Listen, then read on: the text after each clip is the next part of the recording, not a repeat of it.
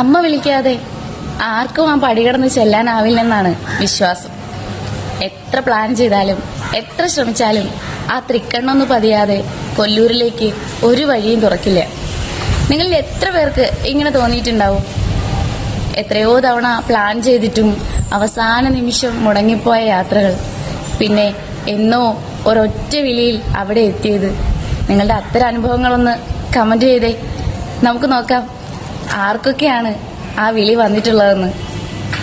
പശ്ചിമഘട്ടത്തിന്റെ പച്ചപ്പിൽ പൊതിഞ്ഞ കുടജാദ്രി മലനിരകളുടെ താഴ്വരയിൽ മഞ്ഞും കാറ്റും മന്ത്രധ്വനികളും ഒന്നിക്കുന്ന ഒരിടം, അതാണ് കൊല്ലൂർ മൂകാംബിക ക്ഷേത്രം. പ്രഭാതത്തിൽ ഇവിടുത്തെ അന്തരീക്ഷത്തിന് ഒരു പ്രത്യേക ഗന്ധമാണ്. ചന്ദനത്തിരിയുടെയും കർപ്പൂരത്തിന്റെയും ഗന്ധം കലർന്ന തണുത്ത കാറ്റ്.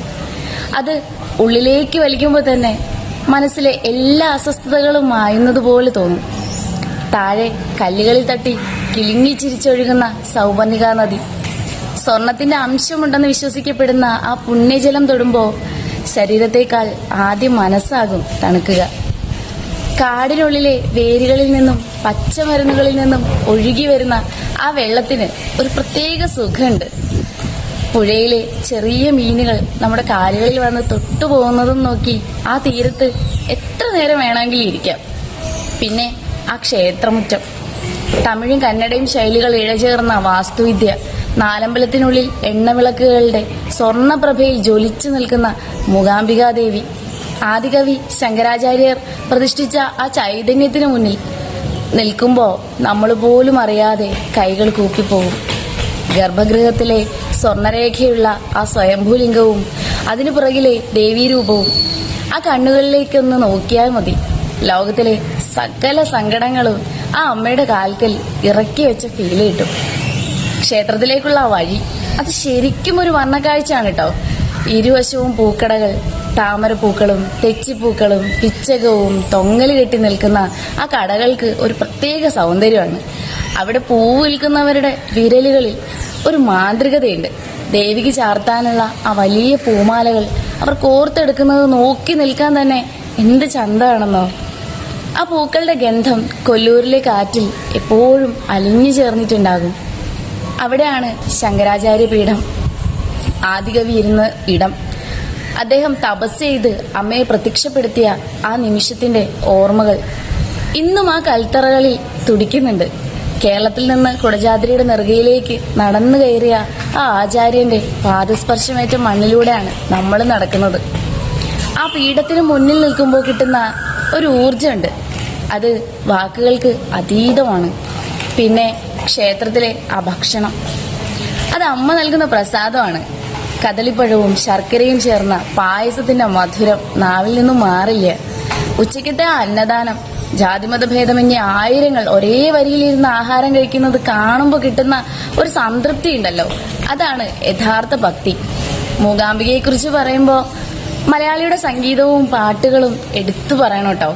നമ്മുടെ ഗാനഗന്ധർവൻ KJ യേശുദാസ് തൊട്ട് ചിത്രചേച്ചി വരെ ഇന്നും ഓരോ ജന്മദിനത്തിലും അവിടെ എത്തി അമ്മയ്ക്ക് മുന്നിൽ പാട്ടുകൾ സമർപ്പിക്കാറുണ്ട്. അമ്മേ നാരായണ എന്ന് തുടങ്ങുന്ന ആ ദേവീസ്തുതികൾ കേൾക്കാത്ത ഒരു മലയാളി ഉണ്ടാവില്ല കേട്ടോ. ജന്മം പുനർജന്മം എന്ന പാട്ടായാലും സരസ്വതി യാമങ്ങളായാലും ആ വരികളെല്ലാം കൊല്ലൂരിന്റെ മണ്ണിൽ അലിഞ്ഞു ചേർന്നതാണ്. ദക്ഷിണാമൂർത്തി സ്വാമിയും രവീന്ദ്രമാഷുമൊക്കെ ഈ മണ്ണിലിരുന്നാണ് ആ അനശ്വരമായ ഈണങ്ങൾ ഒരുക്കിയിട്ടുള്ളത്. സംഗീതത്തിന്റെ ഓരോ രാഗവും അവിടെ അമ്മയുടെ തൃക്കാൽക്കൽ പുഷ്പാഞ്ജലിയായി മാറുന്നുണ്ട്. സന്ധ്യയാകുമ്പോൾ കൊല്ലൂർ മറ്റൊരു ലോകമാകും. പ്രൊഫഷണൽ ഗായകർ മുതൽ കൊച്ചുകുട്ടികൾ വരെ സരസ്വതി മണ്ഡപത്തിലിരുന്ന് സംഗീതം പൊഴിക്കുന്നുണ്ടാവും. അക്ഷരങ്ങളോടും സംഗീതത്തോടും പ്രണയമുള്ള ആർക്കും കൊല്ലൂർ സ്വന്തം വീട് പോലെയാണ്. ഐതിഹ്യം പറയുന്നത് കോലാസുരൻ എന്ന അസുരനെ വധിക്കാൻ ദേവി വാഗ്ദേവതയായി വന്ന് അവന്റെ നാവടക്കി മൂകനാക്കി മാറ്റിയെന്നാണ്. അങ്ങനെയാണ് ദേവിക്ക് മൂകാംബിക എന്ന പേര് വന്നതെന്നാണ് പറയുന്നത്. അറിവിന്റെ വെളിച്ചം കൊണ്ട് അന്ധകാരത്തെ ഇല്ലാതാക്കുന്ന ആ അമ്മ മൂകരായവർക്ക് പോലും വാക്ക് നൽകുന്നവളാണ്. കൊല്ലൂർ ഒരിക്കലും നമ്മളെ മടുപ്പിക്കില്ല കേട്ടോ. അവിടുത്തെ രാത്രിയിലെ വിളക്ക് പൂജയും പുലർച്ചെയുള്ള നിർമ്മാല്യ ദർശനവും ഒക്കെ കണ്ട് തിരിച്ചിറങ്ങുമ്പോൾ നമ്മളവിടെ എന്തോ ഒന്ന് ബാക്കി വെച്ച് പോരുന്ന ഫീലായിരിക്കും. ആ വിളി വീണ്ടും വരാനായി നാം അങ്ങനെ കാത്തിരിക്കും. എനിക്ക് നിങ്ങളോട് കുറച്ച് കാര്യങ്ങൾ കൂടി ചോദിക്കാനുണ്ട് കേട്ടോ. നിങ്ങൾ ആദ്യമായിട്ട് കൊല്ലൂരിൽ പോയത് എന്നായിരുന്നു ഓർമ്മയുണ്ടോ? ആ യാത്രയിൽ മനസ്സിൽ ഇപ്പോഴും തങ്ങി നിൽക്കുന്ന ആ ഒരു കാര്യം എന്താണെന്ന് ഓർമ്മയുണ്ടോ? നിങ്ങൾ എത്ര പേർ കുടജാദ്രിമല കയറിയിട്ടുണ്ടാവും? ആ പുലർച്ചെയുള്ള ജീപ്പ് യാത്രയും സർവജ്ഞപീഠത്തിലെ ആ കാറ്റും അനുഭവിച്ചവർ താഴെ ഒന്ന് പറയണം കേട്ടോ. മൂകാംബികയെക്കുറിച്ച് നമ്മൾ കേൾക്കുന്ന പാട്ടുകളിൽ നിങ്ങൾക്ക് ഏറ്റവും പ്രിയപ്പെട്ടത് ഏതാണ്? ഇനി എന്നാണ് നിങ്ങൾ അമ്മയെ കാണാൻ പോകുന്നത്? ആരെയാണ് കൂടെ കൂട്ടാൻ ആഗ്രഹിക്കുന്നത്? നിങ്ങളുടെ ഓരോ മറുപടിയും വായിക്കാൻ ഞാൻ കാത്തിരിക്കുന്നുണ്ട്. ഈ വീഡിയോ ഇഷ്ടമായിട്ടുണ്ടെങ്കിൽ നിങ്ങളുടെ പ്രിയപ്പെട്ടവർക്കും ഇതൊന്ന് ഷെയർ ചെയ്യുക.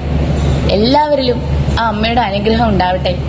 അടുത്ത വീഡിയോയിൽ മറ്റൊരു വിശേഷവുമായി കാണുന്നതുവരെ സ്നേഹത്തോടെ, ഒത്തിരി ഒത്തിരി സ്നേഹത്തോടെ, നല്ല സ്വന്തം കിച്ചു. ബൈ.